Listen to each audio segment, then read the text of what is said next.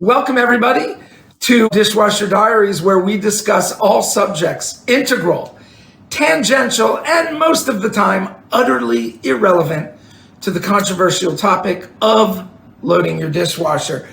Today, we're kind of going back to our roots, some of our original friends from the Dishwasher Diaries gang when we all met each other. That does include my friend Owen Beiny, aka the Points Partner. We're also going to talk to Gaye. Gaye, your blue margarita recipe, still legendary, although, I was honest with you, a little sweet for my taste. But before all of that, we've got a theme song for you, and it's written by our good friend, Brother Sam Lange, aka Coldfells, and it goes something like this.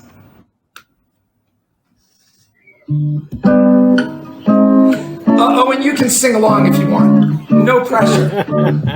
Do you wash by hand or by machine? Do you rinse your dish or do you leave it in the sink soaking?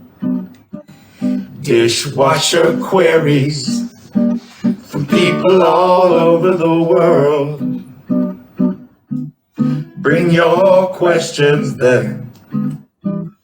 Come and meet my friends. Dishwasher Diaries. Have you ever cleaned out your food trap? Have you, Owen? Looks like I've never seen your goddamn business. It's a rather personal question. All the brands of the product you're using. We will investigate the best way to dry your plates. Bring your questions then. Come and meet my friends. Dishwasher Diaries. The big finish. Dishwasher Diaries. Fricka, ow!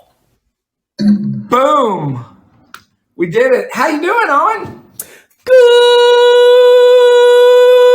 Good morning, good afternoon, or indeed good evening to you all. Good evening. What's going on? Great to see you, buddy. This is very exciting. Before we talk about points, we've got to talk about dishwashing because this is Dishwasher Diaries. Absolutely. I already know the answer to this, but it's always my first question. Are you the person in your household that's responsible for loading the dishwasher? Very much so. And after, I think at this point, I've probably got tucked away under my belt 3,000 to 4,000 hours of dishwasher discussion and experience. I guess that's my resume at this point, right? It's like, who cares about my points and stupid credit cards and flying around the world for free? I know I've had more in-depth discussion on dishwashers with you and the rest of the gang than, let's be fair, the vast majority of the population. And at this point now, I actually feel more comfortable talking about issues surrounding dishwashers than I do my own profession. So I'm happy to keep it on keep it on brand today. And we can just salvage whether we're doing handles up, handles down, 2 shelves, 3 shelves. Whatever the discussion might be, I'm going to be there and I've got an opinion on it. I don't even feel like I need to interview you. You could just interview yourself. You know the Dishwasher Diaries agenda so thoroughly. This is not the first time that you've been null and void. Let's be fair. If you can move yourself back down to the audience, I'll take care of this. Okay, let's start off with. I have been known to do that. Okay, so let's start with the basics. Are you an accumulator? Do the dishes stack up in the sink before they find their way into the dishwasher, or are you a load as you go man? I'm a load as you go. And although as far as time consumption, it's not the most efficient to do that, I'm a neat freak. I like things neat and tidy. If I use something, it goes straight in and it goes to its final resting place before the machine goes on. There's none of this chuck it in and then move it around later. No. There is a place for plates, there's a place for bowls, there's a place for utensils, there's a place for cutlery, and you will put it there in a regimented format where it makes sense that the next person or the next item that comes in can be stacked accordingly next to it in an efficient manner.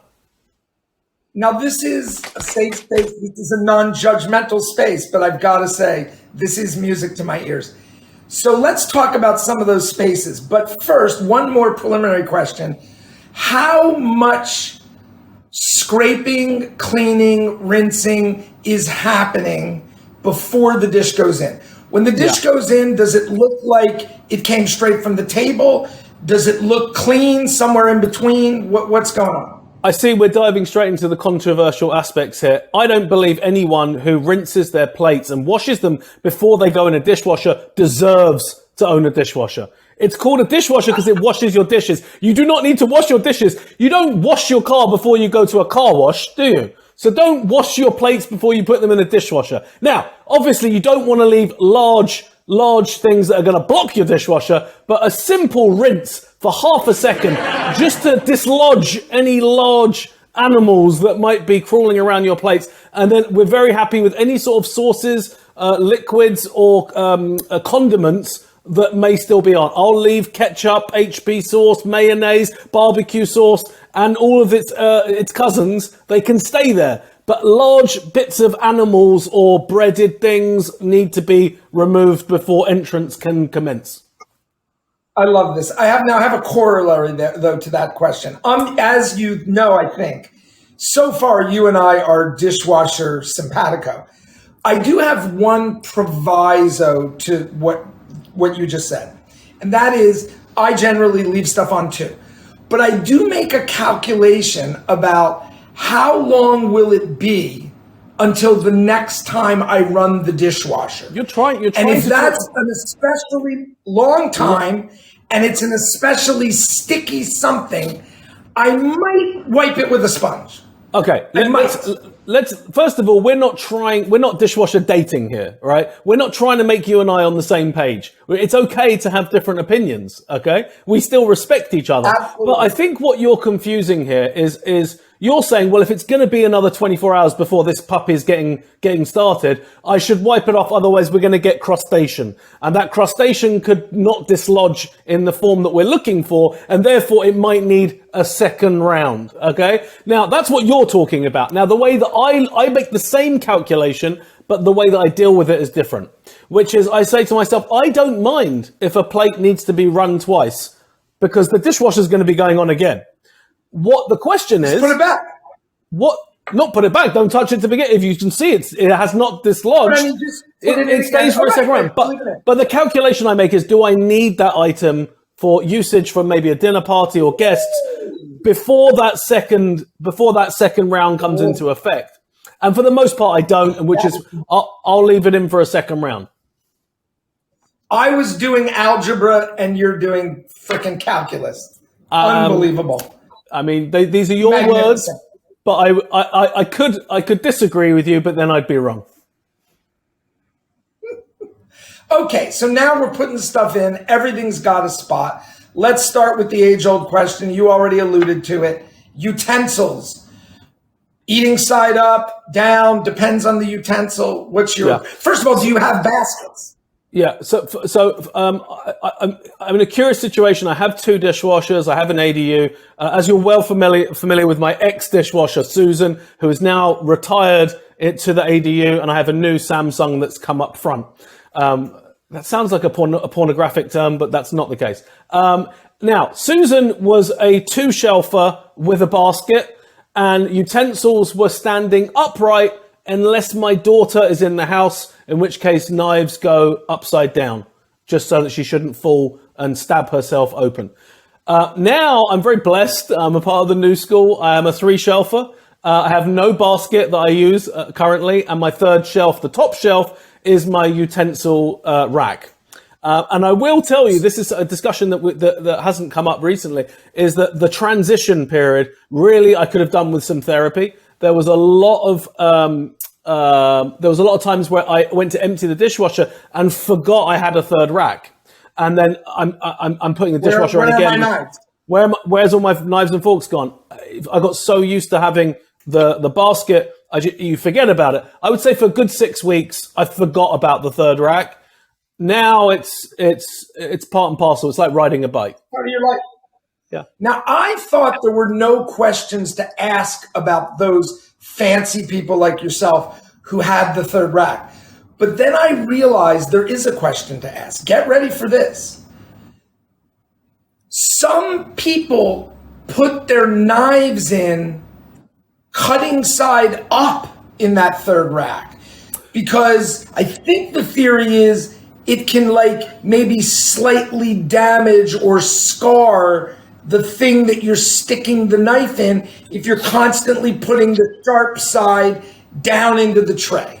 So I don't think it's a case of whether it's up facing up or down. It's that it's not sideways. If you put knives in a dishwasher sideways, the water dries on top, and if you're like flat, right? I get it. You get rust. You get rust. You'll get rust. We're using the R word, right? You'll get rust. So you have to put them up or down. It doesn't make. There's no safety issue because it's on its own rack. You don't open a dishwasher. You can't fall on it. You would have to pull it out to get there to it. So there's no safety issue. For me, it's actually not about knives. When you're talking about third rack issues, knives is really at the lower end of the issues. At the higher end, it's spoons. Why? Because there are some people, and I don't want to offend anyone. Some people accidentally put their spoons facing upwards, and then it carries all the water, and then they've got to be run again. The bowl up? Yeah, bowl up. There are people out there that bowl up. Can you believe it? So it's for me. I have my parents staying with me right now. I just opened up my blessed third shelf, and I'm seeing bowls up, and I have to go and change all their hard work. Have you packed them up and taken them over to the Bel Air Hotel yet? I'm sure you're kicking them out for that. Of course, I kicked them. They're hanging out with Susan now in the back house. That's it. They've been demoted. Okay, so you said earlier you have a place for everything. So I'm just going to assume, because you obviously are not a novice, everything's facing toward the middle, right? You've got your plates facing toward the middle. They're not all facing in one direction. You're not making any of these rookie mistakes.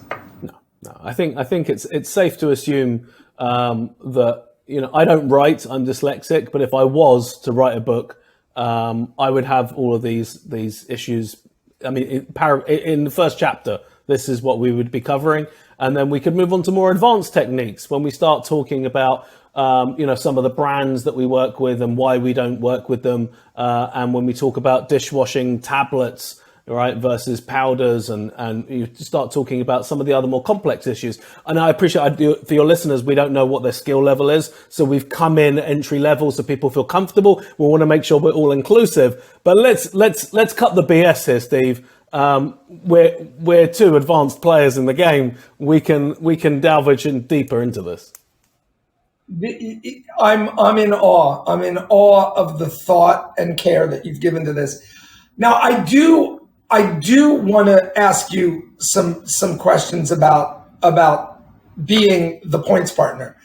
But I also, at this point, I just want to invite people from the audience, because as you know, we have people who want to ask dishwasher questions. And I'll tell you, our first guest in our first episode was Jenny Lumet. And it was amazing. Jenny, the co-executive producer and creator, one of the executive producers and co-creator of Star Trek Strange New Worlds, The Man Who Fell to Earth. After we talked about her shows and her dad and her grandma and all sorts of things, the Me Too movement, she got into the dishwasher question so much, she was asking people who came on stage questions about their dishwasher. She wanted to keep talking about dishwashers. Yeah, no, listen, but if you remember back to the original days of Dishwasher Diaries, we would do hours just on the dishwasher side of stuff. And I think, as a community, it's what bonds us together. But as we've said many times, and we'll say it before, that is just the basic underbelly of what we can achieve as a community, and we can branch off into people's careers, love lives, and travel, and 1,000 other topics, but all with the comfortable belt and security blanket of knowing that we're like-minded when it comes to both loading and the unloading of a traditional dishwasher. We're not like-minded, as you pointed out. So I'm going to invite but people from the audience. yet still respect each other's opinion. I love it. I'm going to invite people up, but I do want to ask you a few questions about being the points partner. So my first question, I'm sure you get asked this all the time. Well, I'm not sure you do, but I think you do. When is the last time, like seriously honest answer? Because I'm sure there are some flights where maybe it doesn't make sense to use points. When's the last time you paid, not just the tax, not you just bought a plane ticket with money? The answer's not going to impress you. What you want me to say is 20 years ago, right? But in reality, it was last week. So the first thing it was last week, yeah. But let me explain to you why, right? It's really important. First of all, people should understand what kind of travel I'm doing. So I live in Los Angeles. My girlfriend lives in New York. My parents live in London. My friends live in Israel and Singapore. And I like to travel when I'm not hanging out with my friends and family. So I'm doing, on average, 30 to 40 round trips, LA, New York a year. I'm doing 4 or 5 trips to London, LA, London a year. I'm doing Asia and back 2-3 times a year. I'm probably doing somewhere else in Europe once a year, South America once a year. Like, I'm doing a lot of traveling. And the best use of your points is always international, and it's always business class. That's the best use of your points, mathematically. What is the worst use of your points is domestic here in America and in coach. And I mainly fly coach to and from New York because I like day flights and I like to sit and write emails. I save beds on planes for when I'm going international for the most part. So I'm always 6 months ahead. I know I'm going to be going to New York a lot because my girlfriend lives there. So I book my stuff way in advance. I'm always looking to get 2 or 3 cents out of each point that I've got for domestic travel and 7 cents international. Last week I was looking for a flight in March. I'm already 6 months ahead, booking flights 6 months ahead. And it didn't work out. It worked out 1.6 cents. I'm not selling my points at 1.6 cents each. So I paid the $250 for a ticket. But I paid for it on the right credit card, which gave me 10 times points for purchasing that. So I'm actually getting 2,500 points just for getting on the plane. That's not including the air miles that I'll get on a paid ticket. So it starts to stack and it starts to get interesting. And 2,500 at 7 cents a mile means that's worth a lot of miles on a flight when you eventually use those points. Absolutely. So first of all, Steve, I should probably, for the benefit of your audience, explain who I am. We've dived straight in. Yes, I was going to pull you back. Okay. Tell us about the Point Partner. Tell us about how you started and what you do now. Okay. So my history was me and my dad used to own a paparazzi photography company. For many, many, many years. Between him and I, we ran it for over 50 years. And we would chase celebrities around planet Earth, taking pictures and selling them to newspapers, magazines, TVs, website, blogs, etc. It was a huge operation. I was in charge of 1,500 paparazzi photographers. And my job was not only sending other photographers chasing these celebrities around the earth, but me doing it myself. So my entire day was spent either on planes, in airports, or putting other people on planes or beds on planes, keeping up with celebrities, lounges and renting cars and chasing. There are moral implications. I'm very aware of those. But nevertheless, it was a business and it was a very successful business for many, many years. After doing it for about 20 odd years, the industry just got to an ugly place by the time TMZ came out, there was just too many guys. It was aggressive. I was doing like long lens, proper paparazzi stuff. It just became like a mess out there.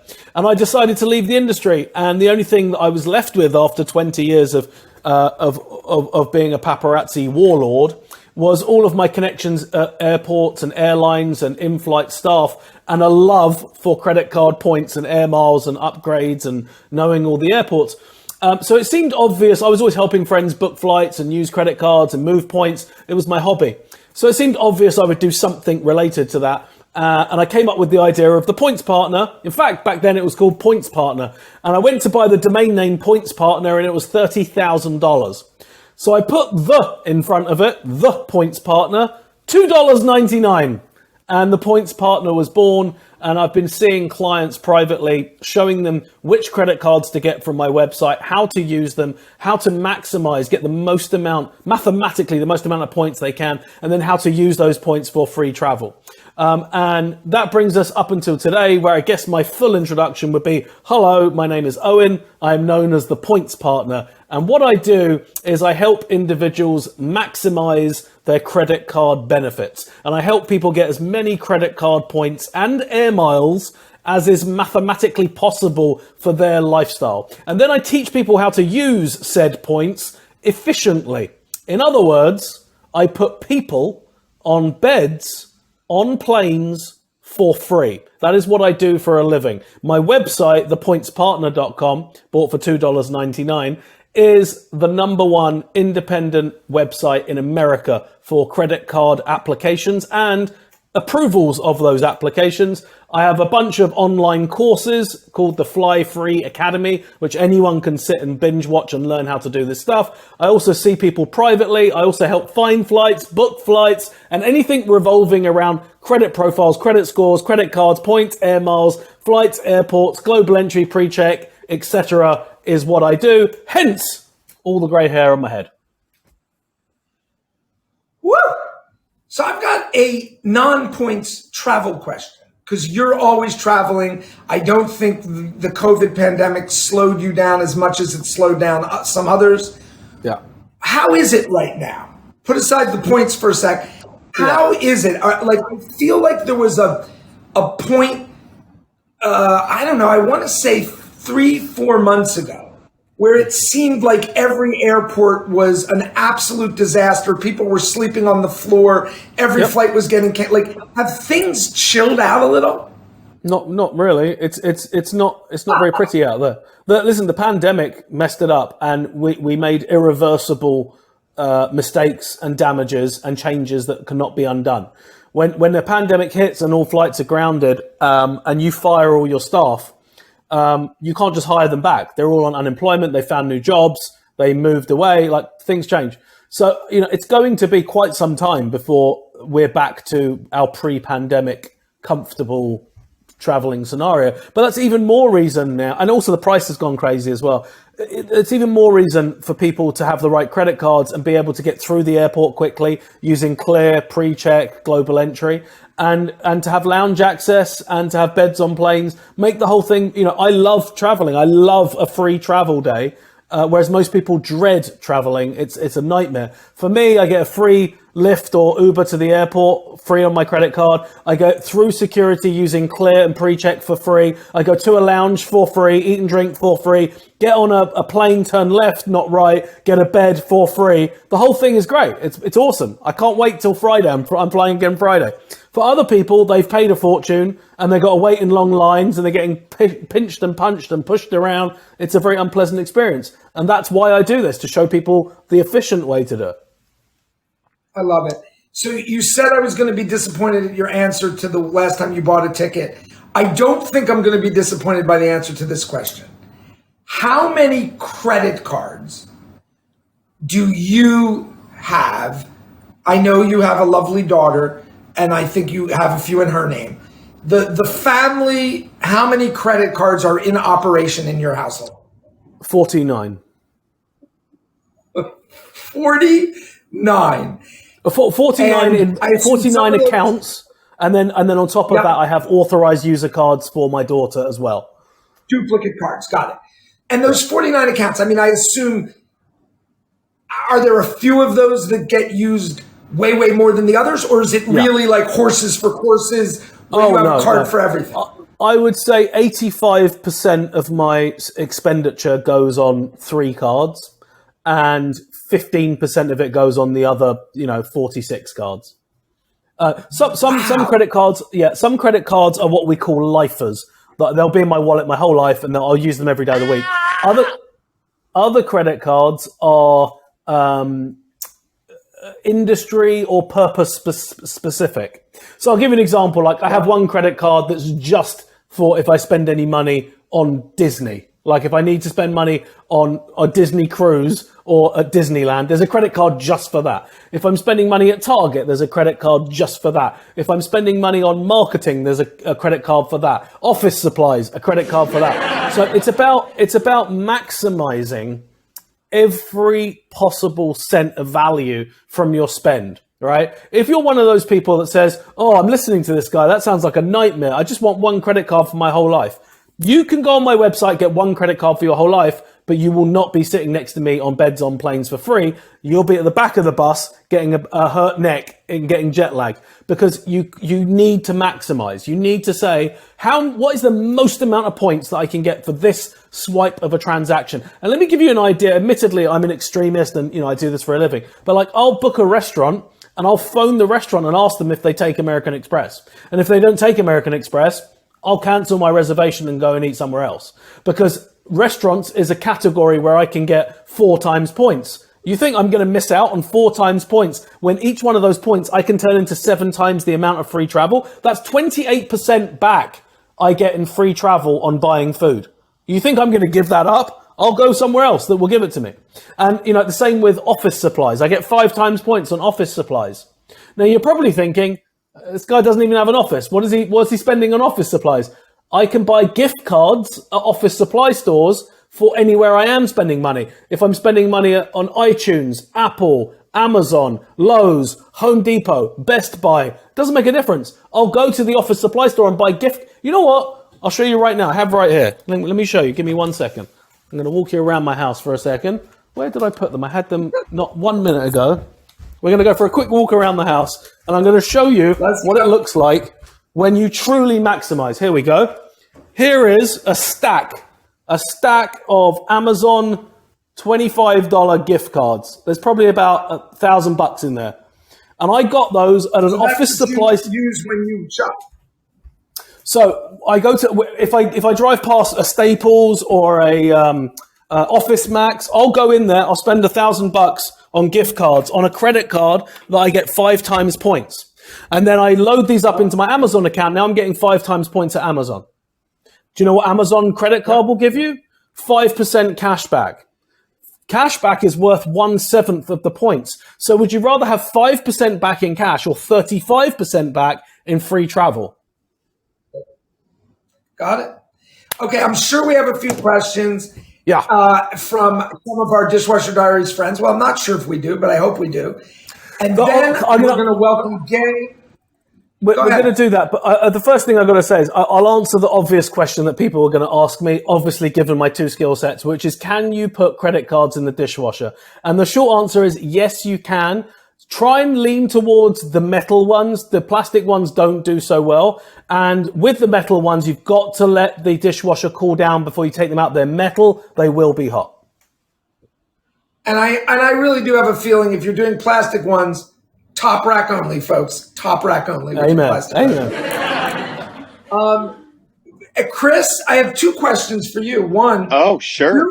Do we have any questions from our wonderful audience? And 2, is Felicity here just so we know she's in the house? Well, okay. First, let's address the Felicity thing. I have reached out to her, have not been able to reach her. Copy that. Not been able to get in contact with her. So sorry about that. If anybody wants to come up, raise your hand. We'll bring you up. That said, I do actually have a question for our friend Owen. Sure. It's something that didn't get addressed. And it's like, I know you, I know both sides of your, both personas, maybe, 3 personas. We've got Owen, we've got the points partner, and then the nickname that you got in Dishwasher Diaries that we haven't really addressed, if you don't mind talking about it. That's true. Yeah, we haven't talked about, like, for the longest time, I knew you as Oven Pants. Yeah. And where did that nickname come from? So, Steve, do you remember the exact derivation? Because I remember roughly. I think between the 2 of us, we can reconstruct. We can make it work. Here's my memory. We went from dishwashers to appliances generally. And you, I believe, described how you had hung some jeans to dry on the handle of your oven. That is absolutely And then correct. somehow that caused me or someone else to come up with the name Oven Pants, and it definitely stuck. How close am I to what actually happened? You hit the nail on the head. That's exactly. We were having a conversation about appliances, and somehow I can't remember why I was telling the story about some wet pants that I had, and I hung them over the door of my oven to dry, and that was it. I was from that moment forth known as Oven Pants. I started calling you Oven Pants, and seriously, I remember at some point I said Owen, and everyone was like, "Who's Owen?" Everyone just knew you as Oven Pants. They didn't know from Owen. So what's funny is I feel like that took on almost like like folk hero status, because the story you just told, at some point it got convoluted into somebody had just misunderstood or misread your name on the screen as Owen and converted it to Oven. And I remember that people were talking about that for a long time. So wow. I love that I've heard the actual legit story of how this happened now, because I always thought it was the other one. He really was drawing his pants. You are a folk hero. Sir. Yeah. That's an interesting situation. Oven Pants. He really was. So, it's a great nickname. It's a great nickname because, I mean, Oven Pants. Like I think when people try and figure out what that means, I really don't think they think it's about you hanging a pair of jeans on the door of the oven. The implication is so much more exciting than the truth. Yes, exactly. And the fact that the dishwasher crew would be friends with Oven Pants. It's just we've got a whole kitchen situation going on. Yeah, I like it. What I did have another question that has now completely escaped me. I was breastfed. Oh, Susan. Damn it, you were one step ahead of me again, Owen. No, Susan. Now, Steve, you actually met Susan, didn't you? And Susan, I should clarify, was your former dishwasher that was named Susan. I believe I met Susan when she was still in the main house. Correct. You came just before Susan retired to the ADU. You came over, and we had lamb chops. That's right. The ADU. That's right. We had lamb chops and omelet for breakfast. It was delicious. Thank you. And your ADU was under construction. You gave me a tour of the site, but Susan was still in the main house. The Samsung had not arrived yet and kicked her out to the ADU. Well, that's all happened now. Susan is in her final resting place in the ADU and still doing very well. And obviously now we have Patricia, and Patricia has other. You don't compare one wife to your ex or one girlfriend to your previous one. They're different. They come with different pros and different cons. Patricia comes with that horrible black cloud above her head that she is a Samsung, and everyone knows Samsungs are not good dishwashers. But the irony is she's doing a great job. She comes with a third shelf. She gets the job done quietly, all new technology. So, pros and cons. You've got no complaints about Patricia. None whatsoever. Where did the names come from? Did they correlate to anything, Owen? Or I'm very happy to speak publicly and answer questions, but when you pry to that level, I'm afraid I'm going to have to. Fair enough. I do want to ask you a question about the points partner thing. Sure. So if somebody wants to, you mentioned that it's thepointspartner.com. The people can go to find out more information. If somebody wants to do do like an informational session or do a consult with you, is there a way for them to do that? Yeah, and absolutely. Then a follow-up question to that is, do you have something ongoing? I know that you do it on Clubhouse from time to time. I don't know if you still do it, but where you have sort of an open forum for people to come and ask questions. Where would they be able to find you to do that? Yeah, I shall answer all of the above in chronological order. So people obviously head over to my website for more information. You can just book a call with me for 15 minutes just to say, hey, I've got this credit card, I've got this one, I do this, I spend that, what shall I do? And that's, I do a lot of those. I probably do 5-10 of those a day. Just people who just want to quickly ask me a few questions and get their answers and carry on. Secondary to that, we've got my online course, which is called the Fly Free Academy, which is done phenomenal. It's a dream come true, how popular it's become. It's kind of gone a little bit viral. And now you can just sit at home and learn this stuff for a couple $100. And it really is all in there. I put my heart and soul into that course. Then you've got what I call my white glove service. So I really only recommend that for people that are spending at least $7,000-8,000 a month or more on their credit cards. You can get the information's on my website. You'll send me your credit card statements. I'll do some math, send you back where you're at, what can be done, what that translates into in actual free travel. And then we'll do like an hour and a half, 2 hour Zoom session together where I will literally change your life.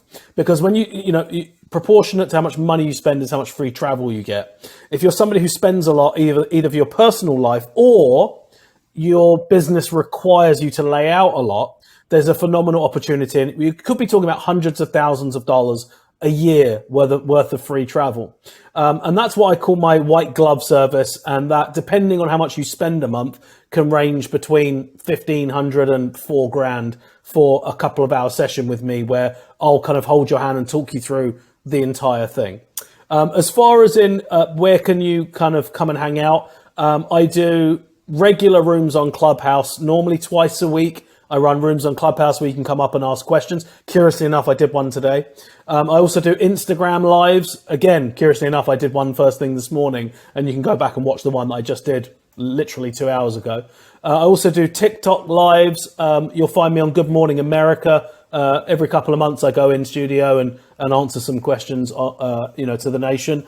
And then just a lot of podcasts, and I get, a lot of private membership Zoom calls. If any of you have a community, if you've got it doesn't make a difference whether you're in real estate or media or whatever it is that you do for a living. If you have a community where you meet on Zoom and you can get together 50 plus people, slip in my DMs, as they say. I will come and do a presentation. And in fact, the majority of what I do now is kind of half an hour to an hour presentations for groups of people. And I steer the conversation towards the benefit for that niche. I'll give you an example. I just did one this week for a real estate community. They all buy and sell houses. So they had 200 people on a Zoom call. I came along. I told them the absolute kind of basics for about an hour. And then I did a special section on just buying stuff at Lowe's and Home Depot and the ways to maximize that if you're flipping houses. And then I give everyone a discount code for my course, and off they go. And that's kind of like, that's the majority of what I do now. But this is the only place where you come and talk about loading your dishwasher, and we are so grateful listen, that's the smart Jew that you are, Steve. You had me sign a contract back, it must have been a year ago now, that I cannot legally talk publicly about how I load or unload a dishwasher in any other forum that you don't moderate. And that's why you've still got me here, because it's the only place that I can truly express myself, even under the patient confidentiality of my therapist. I cannot mention the loading or unloading, which is why you still have me back here today. And I will never mention that Susan and Patricia are actually in the Dishwasher Witness Protection Program, and that's why you're so sad. Oh, this is good. It's great to see you. I'm having a great time. Thank you so much. Screw everyone else. I'm having a great time. Well, stick around. We are going to shift gears now. In our year and a half on Clubhouse, including 187 or 189, I think it was 189 days in a row, we have met a lot of delightful people. And one of the most delightful is our friend Gaye. I hope she's still here. Gaye, I did not expect you to have to wait 45 minutes. Are you with us, my dear? I have invited Gaye up to the stage. I'm just waiting on her to accept. Come on up, Gaye. Oh. Hello, my dear. So I want to welcome Gaye. Gaye, we originally met Your daughter, Corey, was a regular Clubhouse user. She was a friend of Dishwasher Diaries. And one day we all decided that it would be a very good idea to have a conversation with you about loading your dishwasher. And when I was incorrectly calling the Blue Margarita, and now I know it's the Blue Cadillac Margarita, was And the what do you remember why? What makes it a Cadillac Margarita? Blue Curacao. No, that makes it Damn. blue. That makes it blue. Oh, I thought you Okay. asked what makes it blue. No, What makes it Cadillac? Yes, What sir. makes it Cadillac? What makes it Cadillac was that the something sugar. Grand Marnier. Grand Marnier. Oh, I knew that. Damn it, that was an easy one. It was Grand Marnier, and what was the name of that fancy sugar? I still have some of it. Oh, I make my own simple syrup. It's Demerara sugar. It's caramelized sugar. Demerara caramelized sugar. So, Gaye, Yes, I just want to start at the beginning. sure. Well, I can't start at the beginning because you sent me a note that you went for a few weeks without a dishwasher. So that's where I have to start. You want to hear that? Tell me saga? about your weeks without a dishwasher. It was just terrible. Okay, so my husband and I rent the apartment that we live in here in Chevy Chase, Maryland. And when something breaks, an appliance, we have to go through the owner. We live in a condo building. We rent from the owner directly. And the owner is very old. So her son is kind of helping her out now. And thank goodness, because he's much more reasonable. But the dishwasher went kaputski, but she does not accept my explanations when things go wrong. She wants me to get verification. And so I have to have the maintenance or engineer here in the building come and check it. And then sometimes she even insists that I get somebody, and it's a GE dishwasher, that I get somebody in from either the place where she bought it in Bethesda, Maryland, or from GE, which I did. And the dishwasher was needing a new, I forget what it's called. It's the computerized stuff that goes into it. There's a name for it. Chip, maybe. I don't know. Well, yeah, but it was a whole board, a new board. Oh, okay. The whole circuit board. Right. And so the GE man was here and he explained all that and he gave me all the costs and it's a whole process around here. But he said it had to be ordered. And so right now, because of what we were going through with the pandemic, as you well know, somebody was talking about, your friend that was on before was talking about how the pandemic changed things. People quit. They can't get people back again. They got other jobs. They make more money. They don't want to work, whatever the reason. Well, GE is no different than any other company.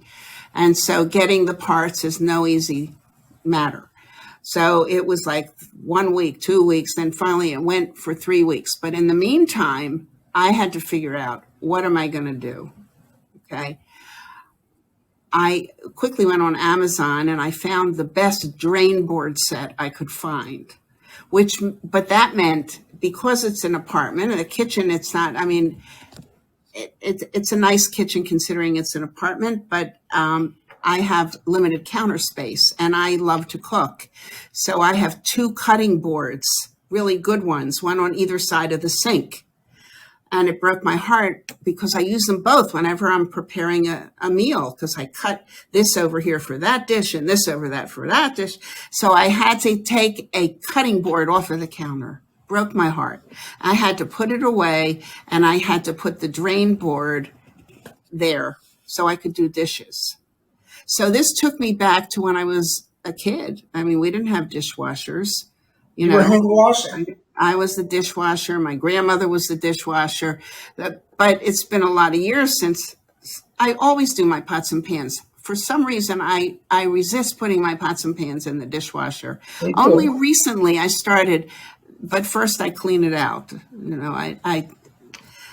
It's a joke around here, but I clean everything pretty well before it even goes in there. But the thing is, even when you clean it, if you put it in the dishwasher afterwards and it's pretty clean, it gets sterilized. And that makes me feel I happy. want to start with that because we had some technical difficulties which caused us to have a break in the program, and you were commenting how you disagree with the points partner, our friend Owen Pants, because he says, you should let the dishwasher do the washing. So I want to get your thoughts on the following proposition. The dishwasher manufacturers and the dishwasher detergent manufacturers claim that there needs to be at least a little, not a lot, but there needs to be at least a little bit of something in the dishwasher, some debris, some particles, because the way the detergent actually works is that it attaches itself to whatever's inside the dishwasher and it bounces around. So if it's literally all clean dishes, allegedly the dishwasher detergent doesn't work the way it's supposed to. Does this sound even plausible to you? Well, I've never been told that. Mr. GE man never said that. I made a comment about, Sorry, go ahead. Oh, I made a comment to him directly about how I wash the dishes. I mentioned that I never cleaned out that food trap, and he said, well, there's no odor coming from it. And I was going to ask him to do it, but he didn't seem like he was too anxious. So, but I'm just assuming that it's okay because there is no foul odor coming from there, which eventually you get if you don't clean that out. Right. Now, or in your case, right, I think you're, like you said, your dishes are so relatively clean that when they go in, that you're not getting any accumulation. They're not. I wouldn't want to, I don't leave ketchup and barbecue sauce and things like that on them. I get that off because like Owen did say, and he was correct about that. I think it matters. I'm not sure. I can't remember what he said, but if you're not going to run the dishwasher, like I try to wait until it's reasonably full. So, just to conserve water and whatnot. And so if it's going to sit there for two days, you don't want to have that stuff stuck to everything. I'm with you on that. Now, Gaye, you live with your husband is literally a rocket scientist. Yes. So do you and the rocket scientist husband have disagreements about like where things should go in the dishwasher, any part of the dishwashing regimen? No, because I forbid him. He is not allowed to put anything in the dishwasher. It was in our ketubah. It's literally not. It's literally not rocket science. For our Gentile listeners, that would be a Jewish marriage contract. It was. So now, I'm sure he doesn't mind, right? He's happy to let you do all the dishwashing. Now, a couple of times he tries to help. He does empty the trash, and he tries to help. And he will put something in the dishwasher, and it's never in the right place. I fix it. Right, you move. Fix it. I like the word. See, I tried to use just a descriptive word, move it, but you changed it to a very loaded word of fix it. I like that. Yes. Yes. Is he allowed to unload the dishwasher, or is that a problem because he doesn't know where to put things back? I do that. Do you do it for the reason I suggested or for some other reason? I do these things. Here's what I figured out. I was married twice before. And they were both wonderful men, but we just weren't wonderful together. So that's what happened there. And they both lasted quite a while. It's not like I married and ran. I never did that. But I learned things from those two marriages. And I learned how important it is to choose your battles. That's a trite expression that people use, and they don't really live by it. But like my husband told me, his previous wife used to go crazy about the way he put things. He did his own laundry, and when he put them in the drawers, she went crazy over the way he did it because he wasn't a neatnik about it. Yeah. Well, I am a neatnik, and it matters to me too how things get put in the drawers. So I made my decision. I'll do the laundry and I'll put the things away, and then I don't have to I don't have to resent him for not doing it properly. Same thing with the dishwasher and emptying the dishwasher. I don't mind doing those things. If I were exhausted or not well, and that's happened a few times, he'll do whatever I need him to do. He's a wonderful, wonderful man. But otherwise, these are my choices. And he's happy. Why not? Why wouldn't he be happy?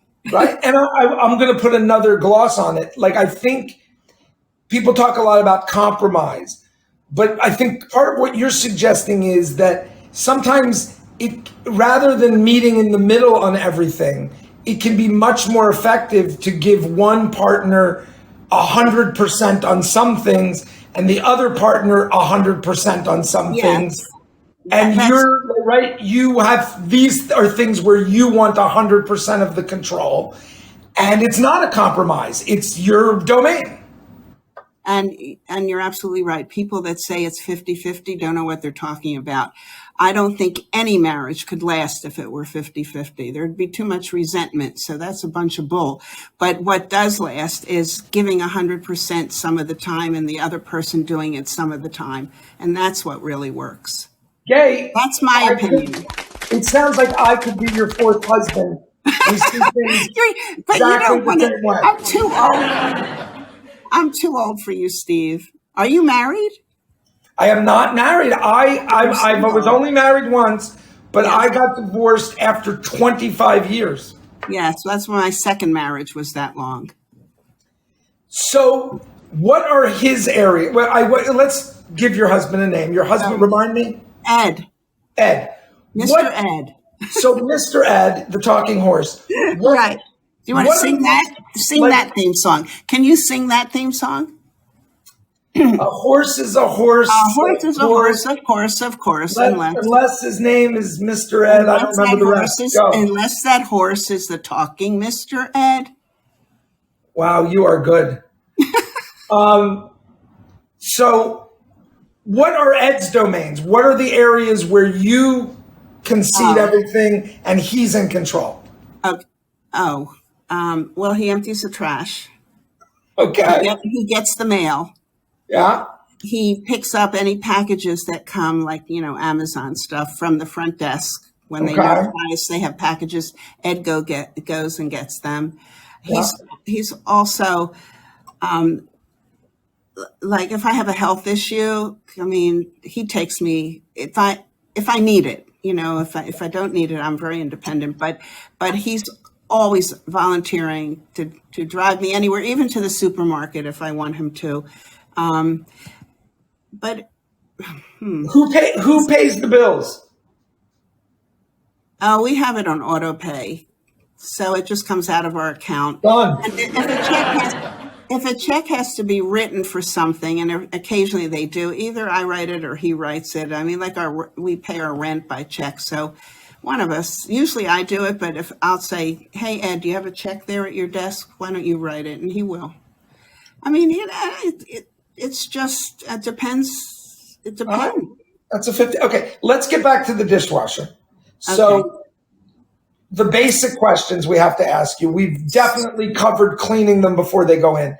But let me finish telling you about my 3 weeks without the dishwasher. Oh my God, we never got to the end of the 3 weeks without the dishwasher. And the effect it had on our lives. So all of this happened at the same time that I broke 2 toes on my right foot. Ooh, how? It's stupid, but it was 4:00 in the morning and I had to go potty, and it was pitch dark, of course, in the bedroom, and I'm going to the master bathroom and everything's fine. I leave the master bathroom and I try not to wake up too much, because if I wake up, I'm a goner, and I don't want to necessarily wake up at 4 in the morning when it happened. I want to go back to sleep for another 2 hours. I'm an early riser, but 4 is a little bit much. So I have my eyes half closed and I misjudged, and my right foot went into the wooden leg of the bed, the bottom of the bed, and I smashed it. And I knew I broke something. I just knew I did. Are you okay now? Yeah, it's I get checked next week actually by the podiatrist. They'll take another X-ray. I broke 2 toes, the little toe and the one next to it. So that was going on. They were taped at the time. And so it was very difficult for me to be standing there, not be able to just load the dishwasher. And of course, Ed would have done anything I asked him to do, and he did. But you didn't want him to load the dishwasher. The other thing was we had company coming for dinner on certain nights that I had planned ahead of time. And I canceled all that because there's no way can imagine with 2 broken toes and then having to wash all the pots, pans, and dishes from serving other people dinner as well as the 2 of us. No way. So it affected our lives. I mean, you think, oh, well, you can live without a dishwasher, but it changes what you can do and what you can't do. You'll never take your dishwasher for granted again if you ever did. Never. I've not given it a name like Owen does, but but I am very attached to it. Okay, basic questions. I know you have an opinion. One more thing I want to tell you. This is very important. So without going into anything too personal, but I have some health issues with my legs. And as a result, I have a problem with with skin issues on my legs because of this. It's called venous insufficiency. So the doctor that takes care of me for that warned me. The only thing he said, he made a remark about you have to be very careful not to bump into anything that will break the skin because you'll get infected right away. And the only thing he mentioned, he said, be especially careful when you open your dishwasher and the door is down in the flat position. He said, I have more crises with patients who have walked into it and cut themselves on the edge of the door of the dishwasher. He didn't mention any other appliance, just the dishwasher. So, there you go. I think he's going to have to be a guest on a future episode. I don't remember if we mentioned this to you when we first met, but we found 3 reports of people dying in open dishwashers. I said that. I mentioned that to you when you had me on the first time. And Wait, you're the one who pointed us to that? I did. I told you when we talked about how you load the silverware or how you load the utensils. And I said to you, always put the cutting side of a knife down, because if someone trips and falls and the knives are pointing up, they can kill themselves. There have been some cases of that. I didn't say that it was in Australia or wherever you said it was, but I did mention that, and we talked about that for a minute. You turned us on to it. We looked it up, and you were right. We found 3 cases. All 3 of them were in Australia, and I believe at least 2, and maybe even all 3 of them were in Sydney. I don't know what it is about Sydney, but that's the only place where people seem to fall into their dishwasher and kill themselves. So obviously this means you put your knives down. I do. But what about forks? You could kill yourself on a fork. I mean, that's true, but the little, what do you call them on the side of the dishwasher? What?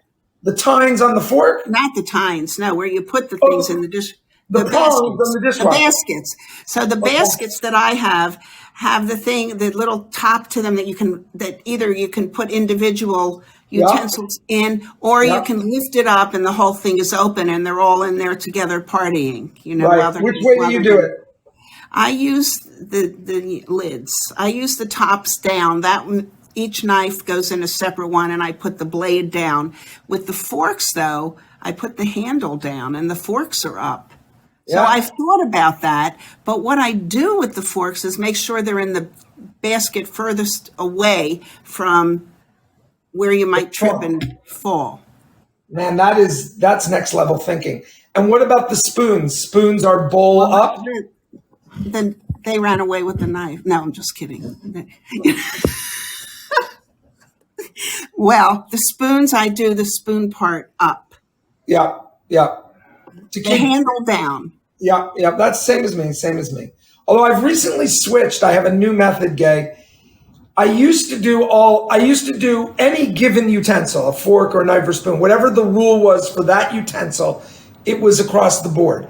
I now have a sort of anarchy system where I've decided that some spoons up, some spoons down, some forks up, some forks down. I know it's not good for unloading, but I feel like I'm getting the best sort of like spacing.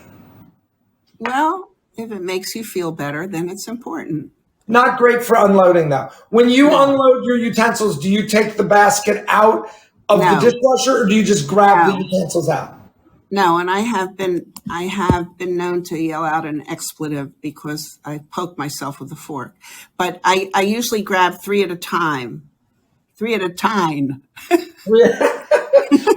What's your favorite expletive, Gaye? I promise I won't tell anybody.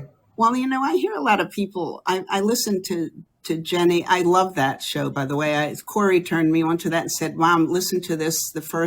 It was your first one on Fireside with Jenny Lumet, I think. Yes. So I listened to it yesterday, and I really enjoyed listening. Isn't she great? But here's the thing, and I don't know. I was not going to say anything, but it's probably generational. First, I have to tell you, I'm not a prude. So can I say the F word? I'm glad to hear that because I'm going to be your fourth husband, so that's good news. So yeah, I say the F word. Like if I dropped an egg on the floor, that wasn't cooked, I might yell it out, and I can say the F word, but I don't choose to say it. Like in this venue, talking to you, I feel sometimes that those words, and like I said, this could be generational. Those words, in my mind, indicate a lack of language skills. If you have to use the F word in every other sentence, why not use the word, the real word, the word that really describes? And I know people say, oh, well, those words are descriptive. Well, when I went to work, if I used language like that, I was the office manager in a dermatology practice. If I used language like that with patients, I wouldn't have been there very long. And as it was, I was there 25 years. My marriage and my job, 25 years. Were they the same 25 years? It's part of it. Yeah. Okay.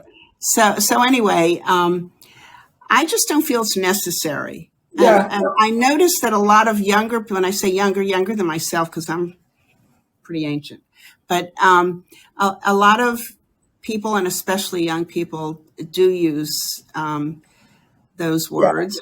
Yeah. It's definitely, no, I think you're right. It's definitely generational for sure. I mean, the mores about what is acceptable in a workplace or what is acceptable in all sorts of settings, it's changed so much. It certainly has. Okay, I want to go back to the dishwasher just a little more. Okay.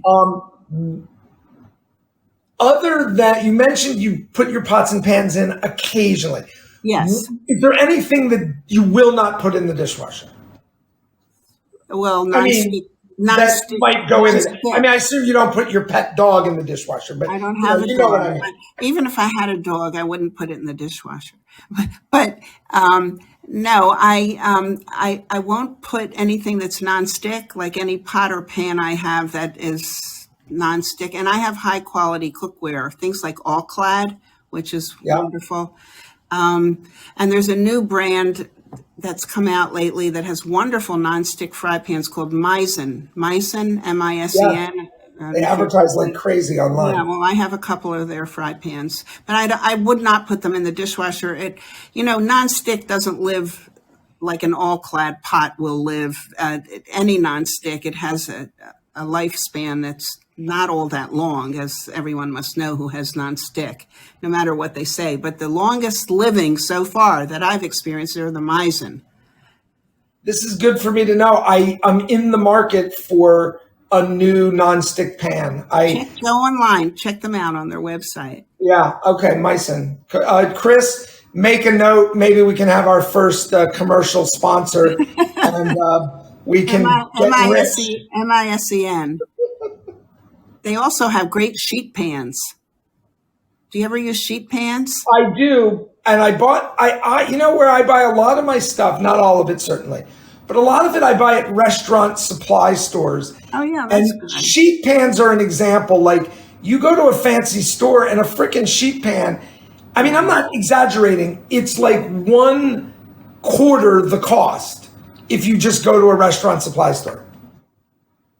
So that's my sheet pans are like, I don't know what brand they are. Meissen has some sheet pans that are made so that they're nonstick, so they're a breeze to clean. Nice. They're wonderful. I got 2 of them. I think Corey, can Corey speak? Is she there? Well, it's amazing, Gaye. It's like you were reading my mind. I was just going to say, I wonder if we can get your daughter, Corey, to join us.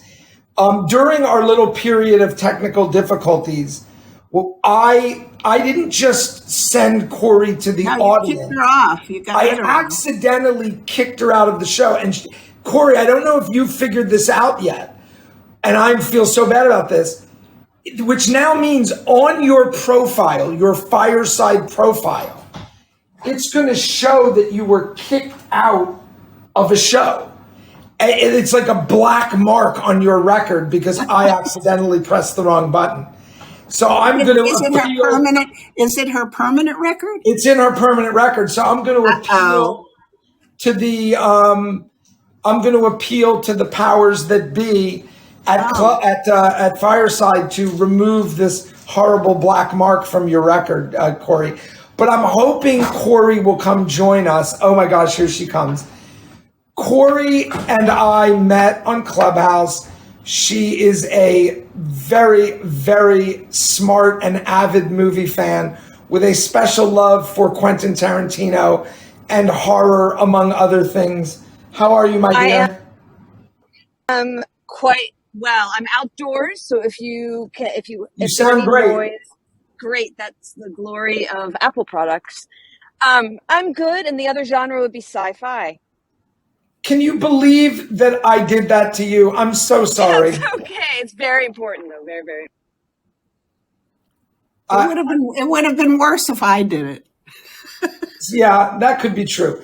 When you were growing up, Corey, did you when you were living as a child or maybe even adult in your mom's home, did you load the dishwasher, or has this been your mom's domain forever? I think I'm part of the contingent that convinced her that only she should do it.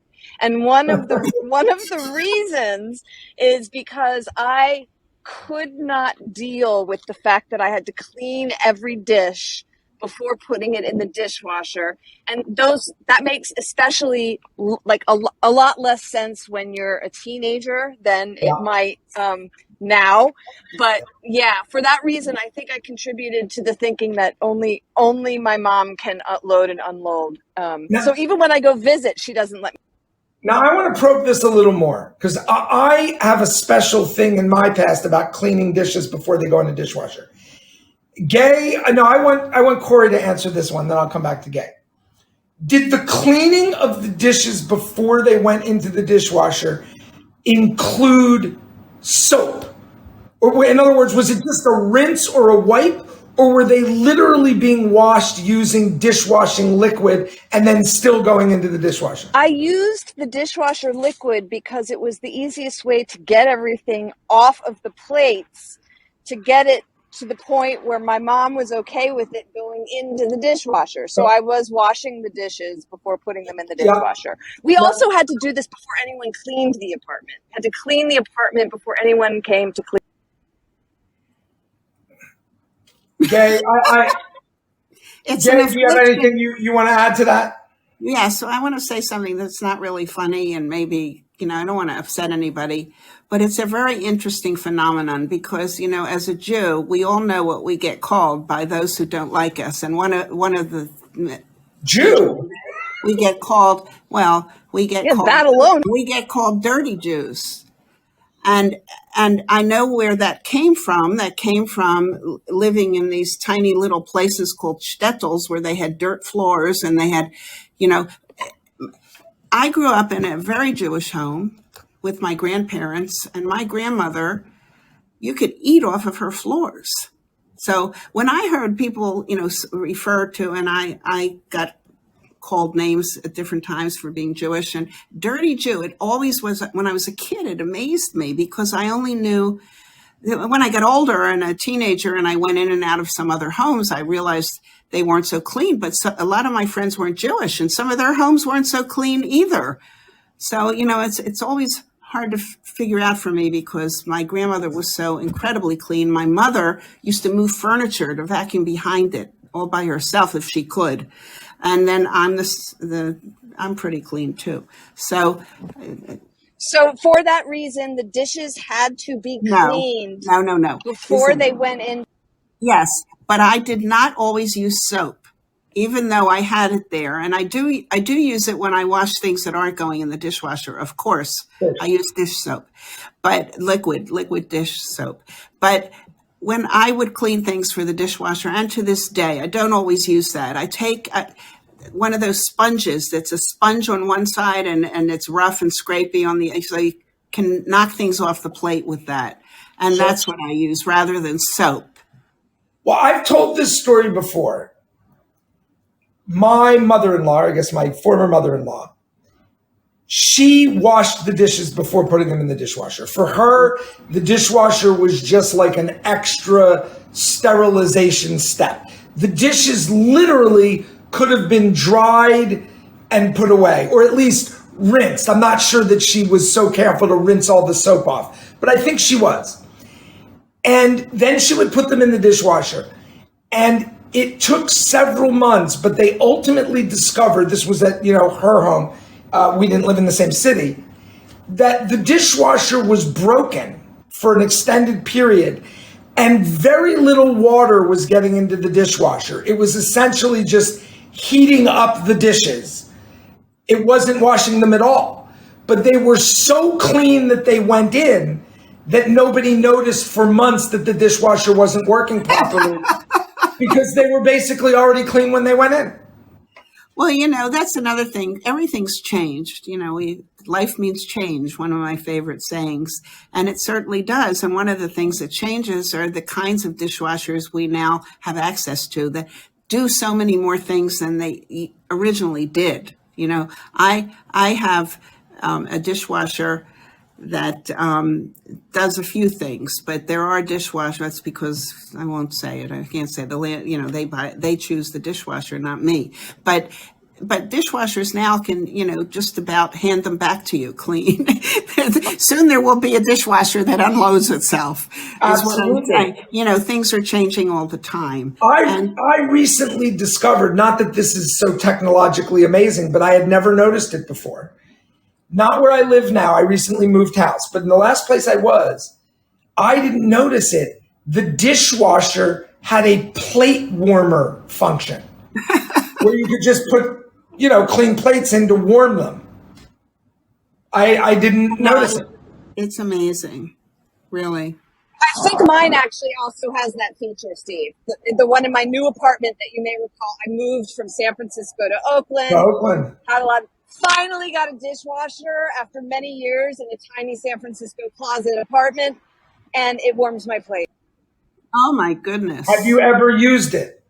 Never, not a single time. I can't think of any time I need my plates.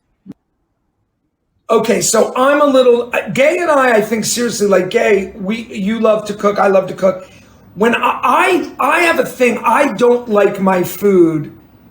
I like my food warm, like to be hot. Some people don't mind if things cool off quite a bit. If it's a hot dish, I like it to still be hot when I eat it. So I warm my plates all the time, but I don't have a plate warmer, at least in most of the places I've lived in my life. So I will put them in the oven.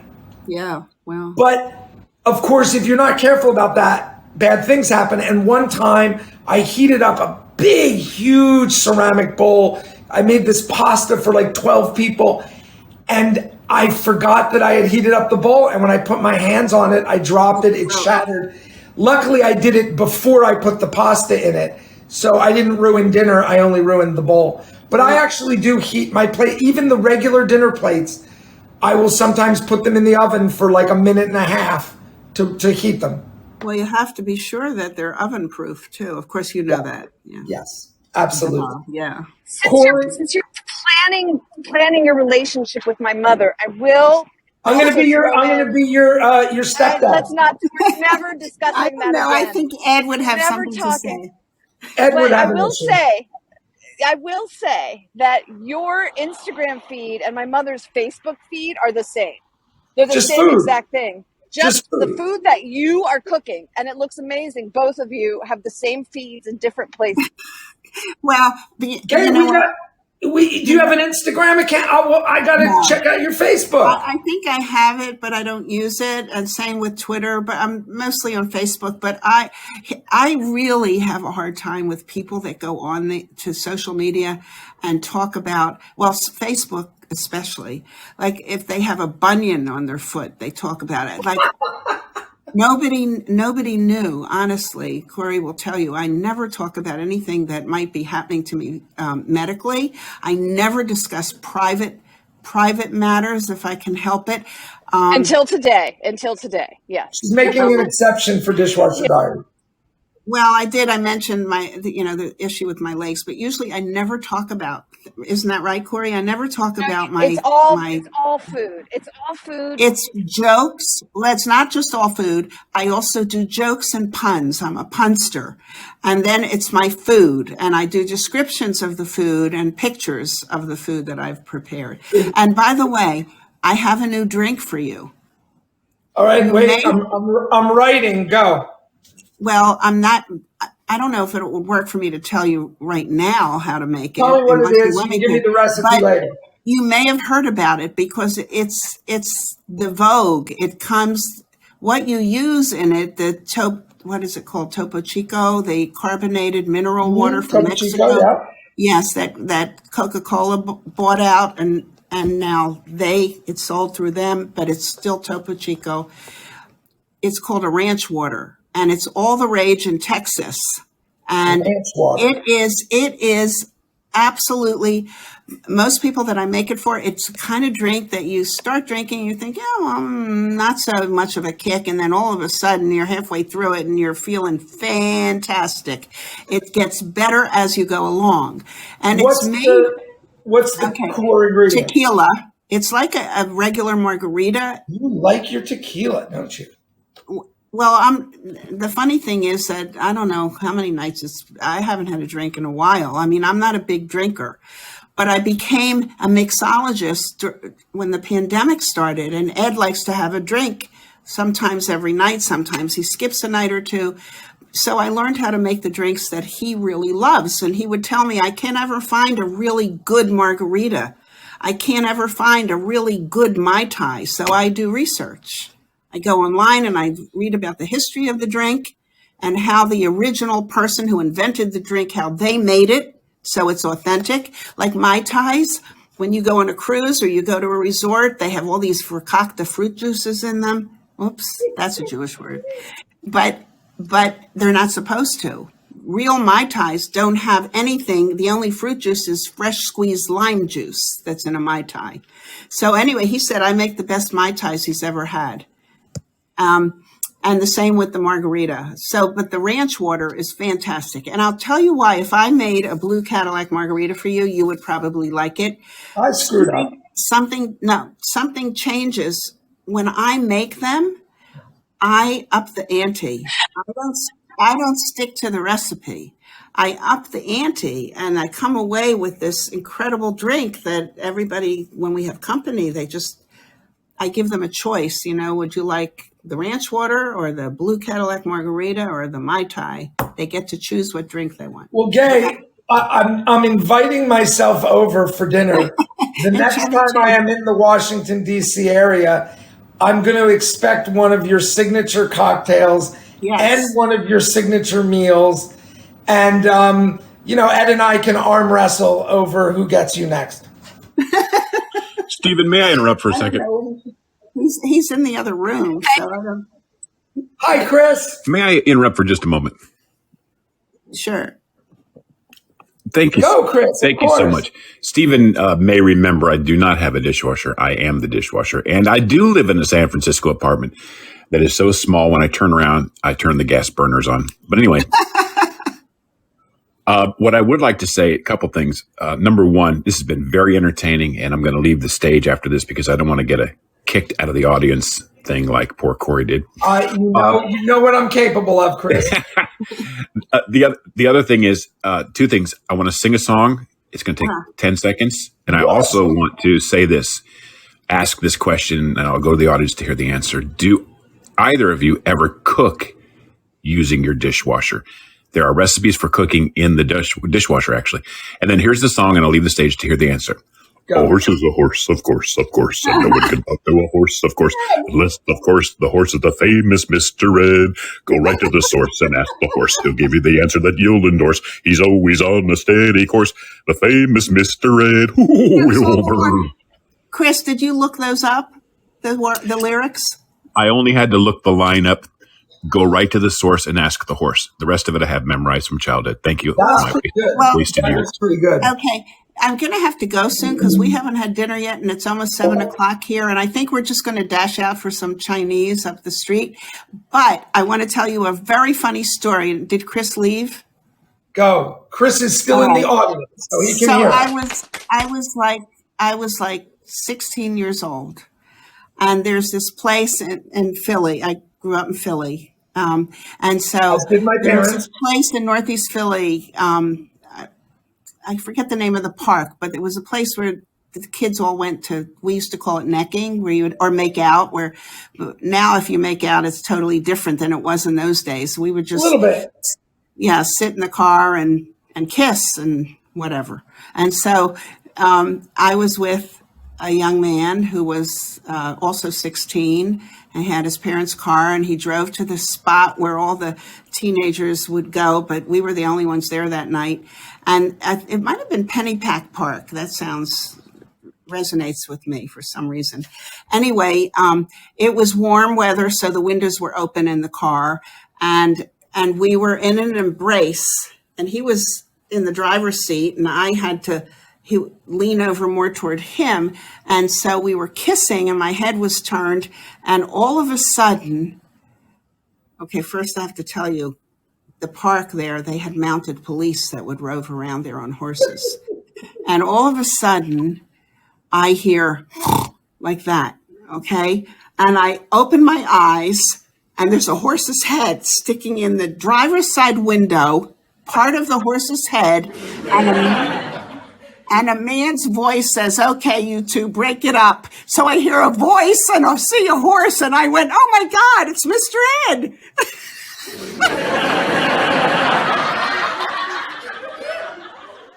Gaye, that is a perfect story to go out on. Go get some Chinese. I'm going to say goodbye to everyone and play our theme song. I'm coming. You think I'm kidding? I'm coming to dinner in Chevy Chase. Okay, if you come to DC, anytime you're in DC, you let Corey know. She'll give you my info. And I also have to figure out, I'll let Corey get it to you. I'll give you the recipe for the ranch water. And I've got to become your Facebook friend so I can see all your beautiful food. And vice versa. Take care. Say hi to Ed. Oh, wait. Happy New Year. Shana Tova, and say hello to Ed. Yes, thank you. Thanks for joining us, folks, today for our very fun and informative conversations, I have to say, with our friend Oven Pants, the Points partner, as well as our friend Gaye and her Blue Cadillac Margaritas. I will be going to have dinner with her in Chevy Chase, don't doubt it. Thank you, as always, to you, Chris, my trusty producer. Thank you to everyone who joined us today live. You can join us live on Mondays on Fireside if you want to participate. You can also catch the podcast every week, dropping on Thursdays anywhere you get your podcasts. And finally, a thanks to our friend, Brother Sam Lange, the writer and performer of our theme song, which I will play for you once again as we say, have a great week. Take care, everyone.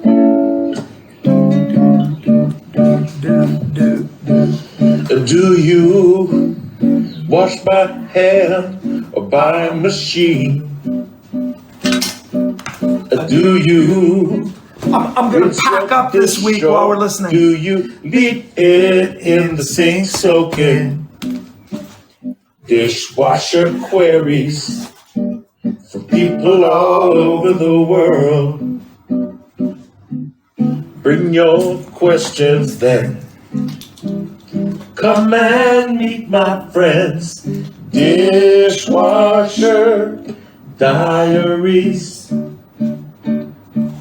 Have you ever cleaned out your food trap? Have you ever researched all the brands of the product you're using? We will investigate the best way to dry your plates. Bring your questions then. Come and meet my friends. Dishwasher Diaries. Dishwasher Diaries. Dishwasher Diaries was recorded before a live studio audience. Take care, y'all. Created live on Fireside.